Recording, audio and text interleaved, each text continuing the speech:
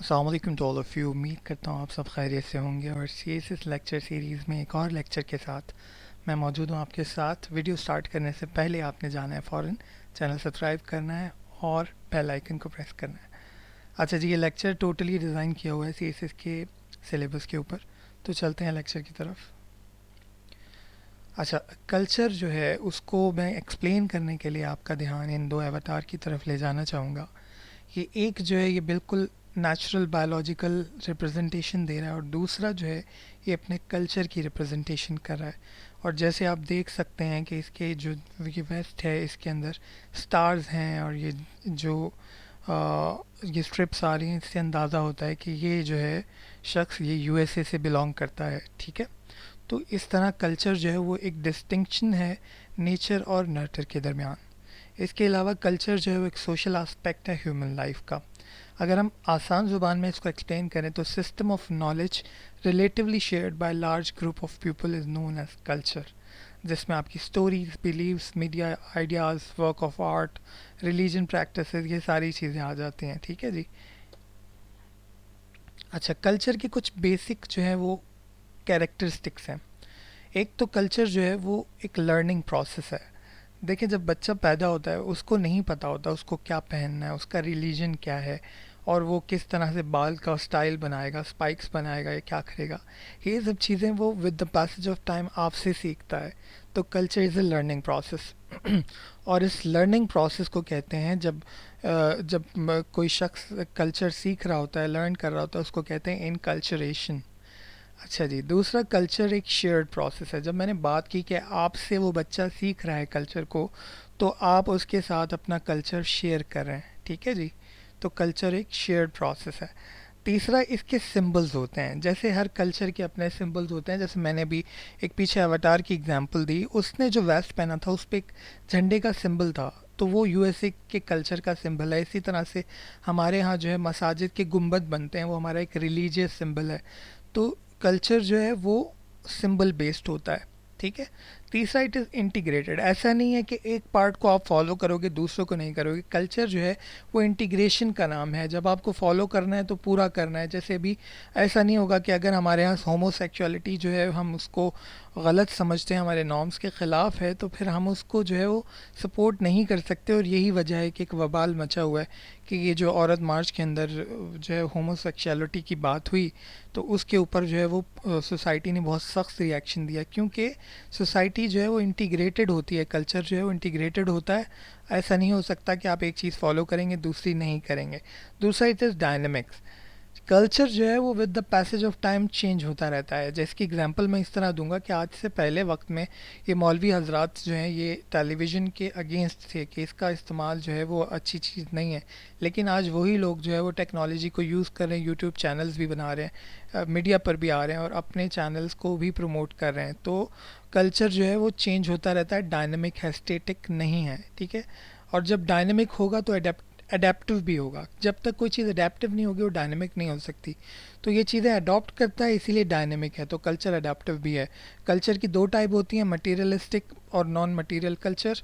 Material culture वो होता है जिसकी फ़िज़िकल एग्जिस्टेंस होती है। जैसे आपके पास मैंने बिल्डिंग्स की बात की कि बिल्डिंग्स का एक जो है वो तर्ज होता है। ठीक है, हमारे पुरानी ट्रेडिशन में भी अगर आप देखें तो हमारी एक कल्चर का पार्ट था आर्ट। ठीक है। इसी तरह नॉन नॉन मटीरियल्स कल्चर वो होता है जो आपके बिलीव्स हैं, आपकी वैल्यूज़ हैं, आपके नॉर्म्स हैं, जो जो फिज़िकल एग्जिस्टेंस नहीं रखते लेकिन आपके कल्चर का पार्ट हैं। ऐसा नहीं है कि आप रिलीजन के अगेंस्ट जाओगे और आपको जो है वो सोसाइटी अपोज नहीं करेगी, क्योंकि ये आपका नॉन मटीरियल कल्चर है। अच्छा, फिर आते हैं जी, कल्चर के एलिमेंट्स होते हैं कुछ। एक बिलीफ।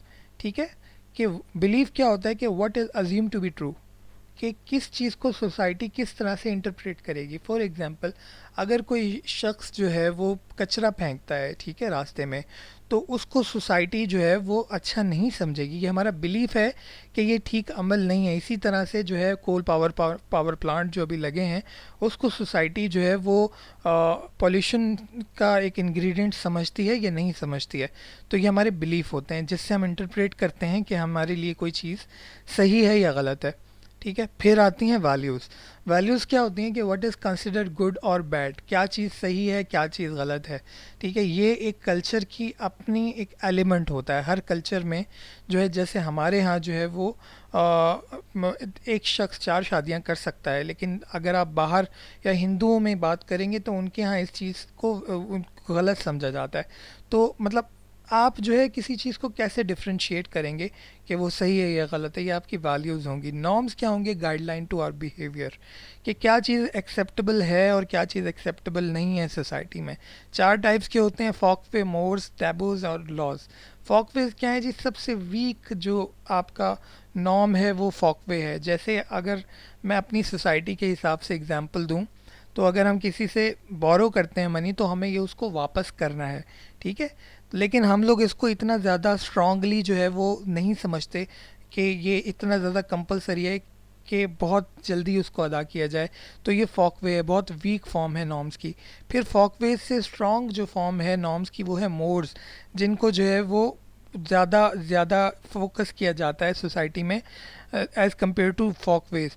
तो मोर्स क्या है, जो मज़ीद स्ट्रॉन्ग नॉर्म्स हैं हमारे, ठीक है। जैसे अगर हम एग्जांपल लें तो अगर कोई इंसान जो है वो ट्रैफिक सिग्नल तोड़ता है तो फिर वो मोर का जो है वो एक अमल लेकर आता है जिसकी वजह से उसको फ़ाइन पड़ता है। अच्छा, फिर जो है टैबोज जो है वो उससे भी स्ट्रॉन्ग फॉर्म है मोर्स की, कि जिसमें जैसे आप सोसाइटी में बहुत ज़्यादा स्ट्रॉन्ग डिसअप्रूवल जिसे आप कह लो, ठीक है। तो वो जैसे आप मर्डर कह लो, ये टैबोज में आते हैं, ठीक है, जो बिल्कुल ही एक्सेप्टेबल नहीं है। फिर लॉज हैं, ये लॉज क्यों बनते हैं, ताकि जो है वो नॉर्म्स को फॉलो किया जा सके। So it's a type of norm. इसके बाद सेंक्शंस। अच्छा, नॉर्म्स को जो है वो कैसे कंट्रोल किया जाएगा सोसाइटी में, वो सेंक्शंस लगा के किया जाएगा कि जी या तो पनिशमेंट होगी या फिर जो है वो आपको जो है वो उसका फ्रूट मिलेगा, ठीक है। तो रिवॉर्ड होगा या पनिशमेंट होगी। फिर जो है वो फॉर्मल और इनफॉर्मल जो है वो आपकी कल्चर का एक एलिमेंट है। कुछ चीज़ें फॉर्मल होती हैं, कुछ इनफॉर्मल होती हैं। सैंक्शंस भी फॉर्मल और इनफॉर्मल होती हैं। फॉर्मल सैंक्शंस आपको रिवॉर्ड की सूरत में मिलेंगी या फ़ाइन की सूरत में मिलेंगी। इनफॉर्मल जो होंगी कि जैसे अगर आपने कोई गलत काम किया है, गली में कचरा फेंका है, तो आपका पड़ोसी जो है वो आपको क्रिटिसाइज करेगा, लम्बास्ट करेगा। So it's a form of informal sanctions, ठीक है जी। इसके बाद जो है सोशलाइजेशन एंड कल्चरल ट्रांसमिशन। जब सोशलाइजेशन होती है तो कल्चरल ट्रांसफॉर्म होते हैं। जैसे हमारे यहाँ जो है वो, अच्छा, सोशलाइजेशन के कुछ एलिमेंट्स हैं, जैसे स्कूलिंग है, इसके अलावा पार्टीज़ होती हैं, ठीक है, पीरिंग होती है। तो जब आप इन इस तरह सोशलाइजेशन करते हो तो कल्चरल ट्रांसमिशन होती है, और जब कल्चरल ट्रांसमिशन होती है तो फिर कल्चरल रिलेटिविज़म होता है कि जी कौन सा कल्चर जो है वो बेहतर है, कौन सा कल्चर अच्छा है, ठीक है। इस चीज़ को आप कल्चरल रिलेटिविज़म कहते हो।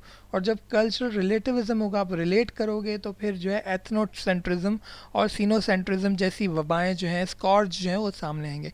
एथनोसेंट्रिज्म कहते हैं कि जी किसी एक जो है वो कल्चर को बाकी दूसरे कल्चर के ऊपर फोकियत देना, कि आपका कल्चर जो है वो बाकी कल्चर से ज़्यादा अच्छा है। इसी तरह सीनोसेंट्रिज्म जो है वो ये है कि अपने कल्चर को किसी कल्चर से कम तर समझना, ठीक है। ये दोनों चीज़ें अच्छी नहीं हैं। सब कल्चर क्या होते हैं, सब कल्चर होते हैं group with distinct pattern of learn and share behaviour, यानी कि छोटे छोटे डिफरेंट कल्चर जो हैं वो सब कल्चर कहलाते हैं, ठीक है जी। इसके बाद different term associated with sociology. अच्छा, एक क्लास होता है। क्लास क्या होती है कि जी आप लोगों को जो क्लासिफाई करो on the basis of economic status, कि उनका इकोनॉमिक स्टेटस क्या है, उसको क्लास कहते हैं। रेस, फिजिकल ट्रेट्स के ऊपर अगर आप लोगों की क्लासिफिकेशन करोगे तो वो रेस कहलाएगी, ठीक है जी। क्लास में मैंने बात की इकोनॉमिक स्टेटस की, तो वहाँ पे आपका मिडिल क्लास, अपर क्लास आ जाता है। रेस में जो है वो फिर डिफरेंट रेसेस आ जाती हैं, ठीक है। फिर एथनिक ग्रुप आते हैं आपके, जो लिंग्विस्टिक डिस्टिंक्शन की बुनियाद पर होते हैं कि जी ये फ़लाँ ज़ुबान का, जैसे हम कहते हैं पंजाबी है या सिंधी है या बलोची है। देन फिर इंडिजिनस ग्रुप आ जाते हैं। इंडिजिनस पीपल वो होते हैं जिनका किसी भी जगह से लॉन्ग स्टैंडिंग रिलेशन होता है। जैसे हमारे आबाओ अजदाद हैं किसी के, अगर वो गांव में रहते हैं तो वो बहुत अरसे से वहाँ रहते हैं, तो वो इंडिजिनस पीपल हैं, उनकी एक बहुत ज़्यादा उनसियत है उस जगह से।